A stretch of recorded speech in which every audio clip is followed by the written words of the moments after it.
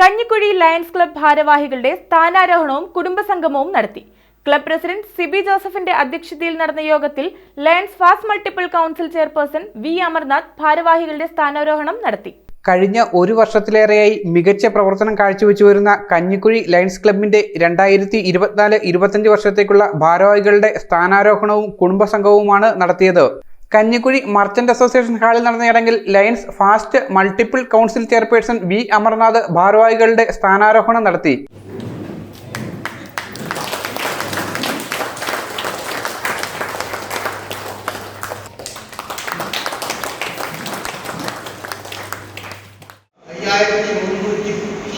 മെമ്പേഴ്സോളമാണ് നമ്മുടെ ഈ ലയൺസ് ഡിസ്ട്രിക്റ്റിൽ നമ്മുടെ ഡിസ്ട്രിക്റ്റിൽ.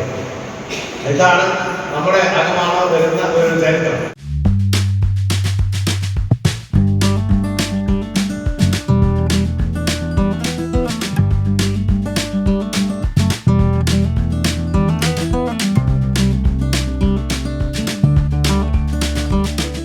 ക്ലബ്ബ് പ്രസിഡന്റ് സിബി ജോസഫ് ചടങ്ങിൽ അധ്യക്ഷത വഹിച്ചു.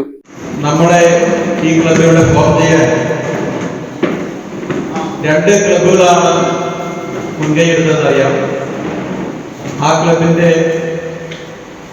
മുരിക്കാശ്ശേരി ക്ലബിന്റെ പ്രസിഡന്റായ എൻ്റെ ഒരു സ്നേഹിതൻ കൂടിയായ